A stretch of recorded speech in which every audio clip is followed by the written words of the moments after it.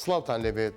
گۆڕێکی بە کۆمەڵ لە تۆبزاوای کەرکووک دۆزراوەتەوە کە بە قسەی سەید خەلیل ڕەحیم بەڕێوەبەری پێشووی نووسینگەی دەستگای شەهیدانی کوردستان لە کەرکووک بەڵگەنامەیەکیان کەوتۆ دەدەست کە کاتی خۆی لە سەربازگەی تۆبزاوی سوپای عراق جگەلەوەی خەڵک نێردراوە بۆ گۆڕە بە کۆمەڵەکانی خواروی عراق ڕۆژانە لە ناو سەربازگەکەش چەندین کەس بەهۆی ئەشکەنجە و لێدان و برسێتی گیانیان لەدەستداوە دواتر تەرمەکانیان ڕەوانەی پزیشکی دادی کەرکووک کراون وتیشی دوایی ماوەیەک پزیشکی دادی کەرکووک بە نووسراوی فەرمی پارێزگاری ئەو کاتی کەرکووک لی ئاگادار کردوتەوە کە ساردخانەیان پڕ بوونە و شوێنیان نەماوە بۆیە بڕیاریان داوە لە ڕێی شارەوانیەوە بە خاک بسپێزرێن. ئاماژەی بەوەش کرد ماڵی عەلی حەسەن مەجید یەکێک لە سەرکردە باڵاکانی ڕژێمی لە ناوچووی بەعەز کە لای کورد بە عەلی کیمیاوی ناسراوە هەر لە نزیک ئەو گۆڕستانە بووە چوار دەوری پەرژین کراوە و پارێزراوە. هاوکات سەمیر ئەحمەد چاڵاکوانی بواری جینۆساید بە 1964 ڕاگەیاند بەو پێیەی گۆڕستانەکە سەر بە شارەوانی بووە بە شێوێکی ئەندازایی و ڕێکخرا و دروست کراوە.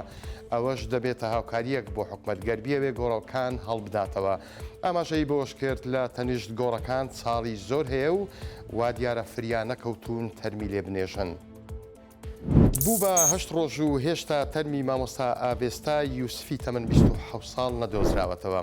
هەرچەندە بەرگری شارستانی و ژمارەیەکی زۆری خۆبەخش و هاوڵاتیان بە دوایدا دەگەڕێن. ئەمڕۆ شەممە کاروان میراودەلی بەڕێوەبەری بەرگری شارستانی سۆران بە 1964 وت هەوڵەکانیان بەردەوامە و بەرگری شارستانیش بە 200 کارمەند لە بەڕێوەبەراتیەکانی سۆران هەولێر و زاخۆ و خەبات هەروەها قەندیل و شەقڵاوە جگە لە مەژمارەیەکی زۆری خۆبەخشی مەلەوان بە درێژایی 150 کیلۆمەتر لە زەی گەورە بە دوای تەرمی ئەم مامۆستایە گەڕێن. ئاشکراشی کرد 35 بازگەیان داناوە کە بەردەوام چاودێرە ڕووبارەکە ئەکەن بەڵام تا ئێستا هیچ سەرداوێکی نوێیان دەست نەکەوتووە بۆ دۆزینەوەی تەرمەکە.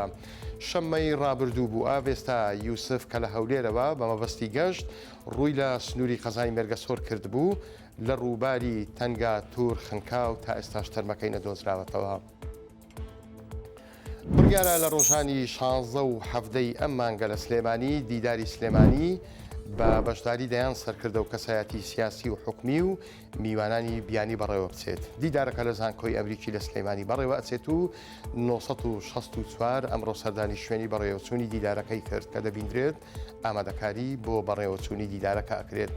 1964 کە هاوبەشێکی میدیایی دیدارەکە ئەبێت زانیاری ئەوەی دەستکەوتووە نزیکەی 700 میوان لە کوردستان و جیهانەوە بەشداری دیدارەکە ئەکەن و تایدا پانێڵ و گفتوگۆ لەبارەی کێشەکانی کوردستان و عراق و ناوچەکە و پێشهاتەکانیان دەکرێت. دیداری ئەم ساڵی سلێمانی نوێمین دیدارە دێتە ئەنجامدان لەلایەن پەیمانگای نێودەوڵەتی و هەرێمی ڕێک دەخرێت. گرنگترین بابەتەکانی ئەمجارەی دیداری سلێمانی هەڵبژاردننی ئەم ساڵی پەرلەمانی عراق ئالانگاریەکانی بەردەم ژینگە و هەروەها پیسبوون و کەمبوونەوەی سەرچاوەکانی ئاوا.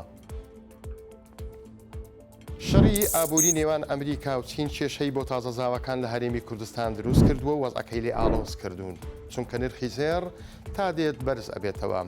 لە ماوەی دوو ڕۆژی ڕابردوودا هەر مسقالێک 22,000 دیناری چۆتە سەر. سێڤین ئیبراهیم ئەندامی سندیکای زێڕینگرانی هەولێر بە 1964 وت بۆ ئەمڕۆ شەممە نرخی یەک ئۆنسەی زێر بە 3238 دۆلار بووە بەراورد بە ڕۆژی پێنجشەممەی ڕابردوو 118 دۆلار زیاتر بەرز بۆتەوە.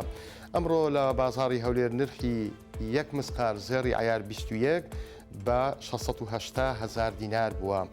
جازاوای قوربەسەر چۆن زێر بکرێ و ماڵی خەزوران بە چەند مسقال ڕازی ئەبن.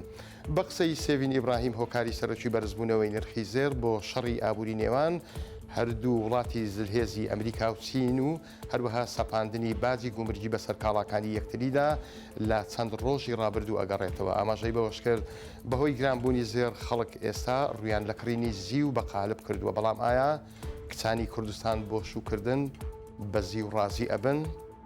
کاتێکی خۆش بۆ هەموو لایەکتان.